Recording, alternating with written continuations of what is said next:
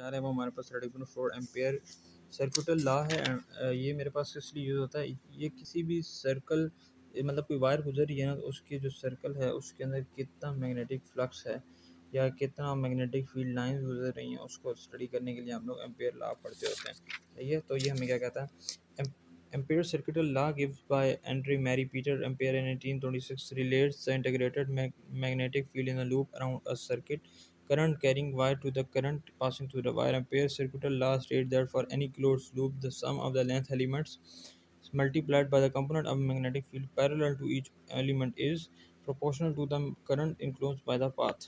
यानी कि magnetic field जितनी भी है, मैग्नेटिक फील्ड जितनी भी है उसको अगर हम लेंथ के साथ मल्टीप्लाई करते हैं तो मेरे पास इसके आ जाएगा। तो हम लोग देखते हैं, अब मेरे पास देखो मैग्नेटिक फील्ड जो है वो डायरेक्टली प्रोपोर्शनल होती है करंट के, यानी कि जितना करंट निकल रहा है उसी के।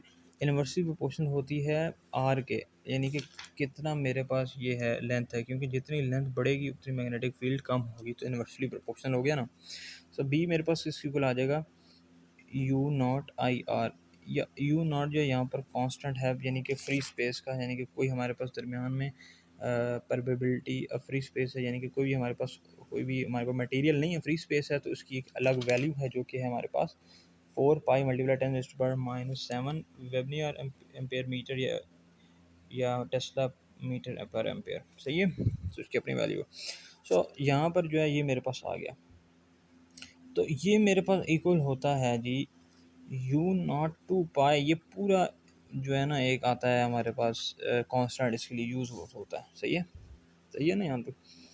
तो लेंथ अगर हम टोटल ले लीजिए तो मेरे पास एक नॉर्मल लेंथ के लिए लेंथ टोटल सर्कमफ्रेंस ही क्यों ना ले लिया, यानी कि सर्कल है तो सर्कमफ्रेंस ले लेते हैं, यानी कि लेंथ हम लोग कह देते हैं कि मेरे पास इक्वल है 2 पाई आर की इक्वल है लेंथ पूरी मेरे पास जो है। सही है, तो इसको हम लोग किस तरह करेंगे, यानी कि अब मेरे पास जो है बी एल है, देखो बी और एल हम लोगों ने बनाया रिलेशन। सही है, यानी कि लेंथ जितनी भी है उसको अगर हम मल्टीप्लाई कर दें विद लेंथ को जितनी मल्टीप्लाई कर दें अगर हम लोग इसके साथ, एक मिनट हम उसको छोड़ो, हम लोग इसको पहले पढ़ लेते हैं थ्योरी को सारी, तो तुम लोगों को थ्योरी नहीं पढ़ाई।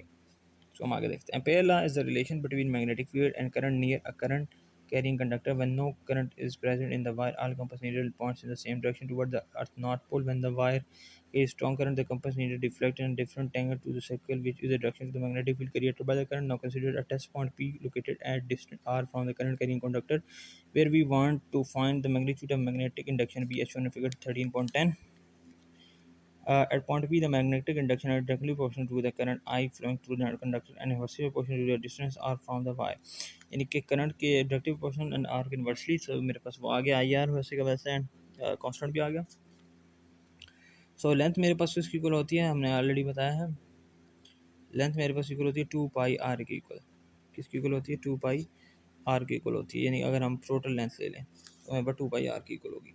सो अगर हम कहते हैं B L from equation 1 and 2 the dot product B for any, अब मेरे पास 1 and 2 आ गया ये, तो ये मेरे पास इसमें क्या क्या कॉमन आ रहा है, बी एल आ जाएगा वहाँ पर एंड ये मेरे पास सही है। तो लेंथ टोटल ले लिया ना, अब हमने और कुछ भी नहीं किया। तो ये तो मेरे पास देखो बी हमने कहा डायरेक्टली प्रोपोर्शनल है आई आर के, सो हमने कहा ये मेरे पास इक्वल आ गया 2 पाई बाय आई आर। सही है, फिर हमने कहा जो लेंथ मेरे पास टोटल है एक डेल एल, वो मेरे पास है 2 पाई आर के। सो अब अगर हम लोग क्या करें, इन दोनों का ले लें, इसकी ये वाली साइड इसकी वाली साइड को कंपेयर करें तो ये आ जाएगा बी एल एंड ये आ जाएगा दिस आई आर दिस, ये 2 पाई से 2 पाई आर से आर कटा, तो ये B del L is equal to this, यानी कि ये मेरे पास आ गया जी इसकी equal magnetic field length and constant and current की इक्वल ये आ गया, जिस तरह पहले आ रहा था ये, यानी कि जितना भी मेरे पास होगा उसी इक्वल आएगा, इसके अंदर कोई फ़र्क नहीं है जितनी भी लेंथ वगैरह हो। So ampere French man is credited with the discovery of electromagnetism, the relationship between electric current and magnetic fields. Permeability, the permeability of a vacuum is 4 pi, ये तो हमने पढ़ लिया है।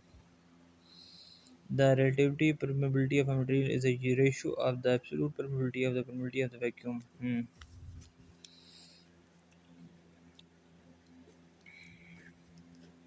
यानी कि अगर हमारे पास हमने फाइंड करनी है रेशियो ऑफ द परमेबिलिटीज़, तो क्या होती है, जो एक्चुअल उसकी है divided by the permeability of free space, यानी कि मटेरियल की, और उसको डिवाइड कर दो तो हमारे पास रिलेटिव आ जाएगी। तो ये था मेरे का फुल टॉपिक इस एम्पेयर्स लॉ का, जो कि हमने इजीली समझ लिया।